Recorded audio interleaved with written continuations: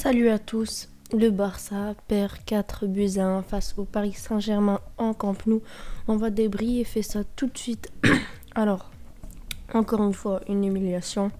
En plus, sur le Camp Nou, vous vous rendez compte, on perd 4 buts à 1 chez nous. Au Camp Nou, c'est vraiment catastrophique. J'aimerais bien parler du 11 déjà. Le 11 qui était plutôt bon, je trouve. Petite surprise, Piqué qui était de retour. En charnière centrale, on avait le retour de la charnière titulaire indiscutable de début de saison, Piqué l'anglais. À droite, on avait Sergi Nodis qui faisait son retour. À gauche, Jordi Alba, un point de basse, Busquets avec Pedri et De Jong. À droite, Ousmane Dembélé, en faux numéro 9, Messi et à gauche, Griezmann. Alors sur le papier, c'était plutôt une bonne composition, je trouve. Mais seulement sur le papier. On s'est fait manger par le PSG. J'aimerais les féliciter de leur match qui a été incroyable. Franchement, je m'attendais pas à une performance de ce genre. Ils nous ont bouffé au milieu de terrain. Ça, c'était assez étonnant parce que quand tu as Busquets, Pedri, De Jong, c'est toi qui dois avoir, qui doit dominer au milieu. Mais en face, tu as un Paredes et un Paredes et un Verratti qui était très bon. Surtout Verratti. Verratti était incroyable dans ce match. Il était exceptionnel. Franchement, en plus, sans Neymar, sans Di Maria. Je vais un peu parler du match de Mbappé un peu plus tard. Voilà, qu'est-ce que vous voulez que je vous dise? Certains parlent de remontada, mais pour se qualifier, il va falloir mettre 4 buts au Parc des Princes. Et ça j'y crois totalement. En fait, j'y crois pas du tout parce que vu le niveau de l'équipe, on pourra pas faire de remontada. En plus, on va devoir faire 2 remontadas de suite sur Séville et sur le PSG. Je pense même pas si on va faire une remontada sur Séville. Donc alors sur le Paris Saint-Germain, ça va être encore plus compliqué. Piqué, franchement, je vois beaucoup qui crachent sur lui, mais j'ai trouvé qu'il a fait un bon match, surtout après un joueur qui n'a pas joué pendant 2 mois. Ça a été le patron de la défense. Il communiquait énormément dans les corners, etc. Franchement, j'étais satisfait de son match. L'anglais a été catastrophique. Sur le premier but d'Mbappé de son pied gauche, il me semble, l'anglais est trop gentil, il se met devant lui, il recule un peu, et il va pas sur lui au contact, mais pas en contact pour faire un penalty, mais pour le gêner dans sa frappe. Là, il a complètement laissé frapper tranquillement.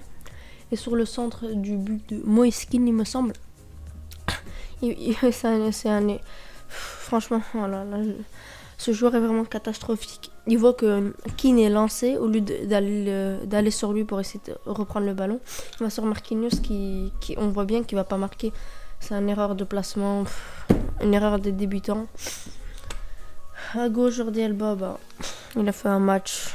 En fait, même Messi a été mauvais. En fait, toute l'équipe a été mauvaise. J'ai pas envie de cracher sur un joueur alors que tous ont été mauvais. Le moins mauvais, j'ai envie de dire, Pedri a aussi été mauvais. Je sais même pas un joueur qui a été bon. Il n'y en a pas. Dembélé qui m'a énormément déçu, c'était son match. Il a pas encore de match référence. Avec le Barça, un gros match. Voilà, franchement, on a ouvert le score grâce à un penalty. Il y a penalty, donc là, il n'y a aucun débat. Il y a complètement penalty. Messi ouvre le score, donc là, l'équipe est censée prendre confiance. Puis, sur une passe de Messi, Dembélé en fait, c'est un peu comme la Mbappé face au Bayern. Il est sur son pied droit, Mbappé. Dembélé, il peut tirer des 2 pieds, donc il n'y a aucune excuse. Et fait une passe à Navas. Au moins, tire. Si ça passe à côté, ok, c'est pas grave, mais tire au moins. Tire. Il fait une passe à Navas. Puis, un peu après, le but d'Mbappé magnifique, au passage, qui vient nous égaliser. Donc, 1-1 à la mi-temps. La mi-temps a été complètement catastrophique. Voilà, la mi-temps, elle était vraiment nulle. Et la deuxième, c'était encore pire. On a pris l'eau. Dest qui a fait un match catastrophique. Mbappé l'a bouffé. Franchement, il fallait faire sortir Dest à la mi-temps et faire rentrer Mingueza. Oh là là. Parce que, en plus, il revenait de blessure, il n'avait pas le rythme. J'ai envie de le défendre, mais il a quand même été nul. Il était catastrophique.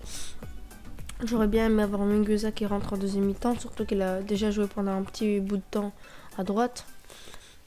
Puis on prend l'eau, on se prend 3 buts et là on est quasiment éliminé, on peut le dire. Je sais pas si vous croyez à la remontada, mais moi j'y crois pas du tout personnellement. En plus c'est une défaite méritée. Même l'ouverture du score, j'ai envie de dire que c'est même pas mérité.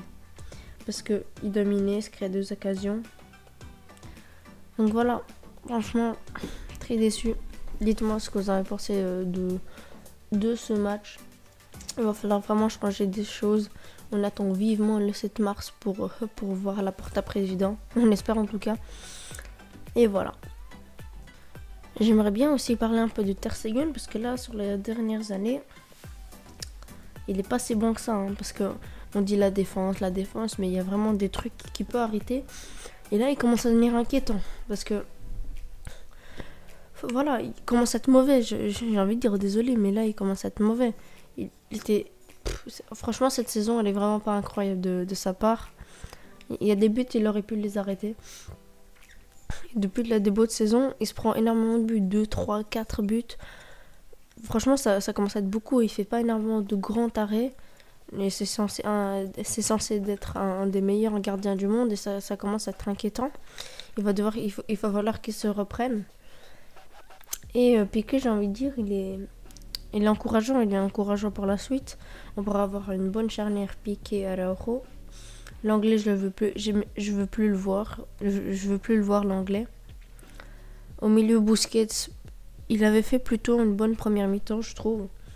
Puis il a coulé.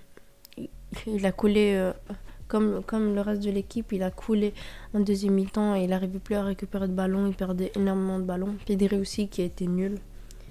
Moins nul que les autres joueurs. Il perdait trop de balles. Il jouait pas à la facilité. Il jouait compliqué. Ça, il faut... Normalement, c'est un de ses points forts. Il joue simple. Voilà. Et De Jong, qui a été moyen. Mais j'ai envie de lui rien dire parce qu'il a enchaîné énormément de gros matchs. Il joue quasiment tous les matchs, tous les 3 jours. C'est très compliqué pour lui. Voilà, il peut pas faire des masterclass tous les matchs. On verra le prochain match. Le prochain match est contre Cadiz dimanche. Franchement, je suis pas trop hype après ce match. Je verrai si je suis un avant-match ou pas. On verra un peu si je suis hype ou pas. Et voilà les amis. J'espère que vous avez quand même apprécié ce débrief. Si vous l'avez apprécié, n'hésitez pas à vous abonner. Et on se laisse les amis. Allez, ciao.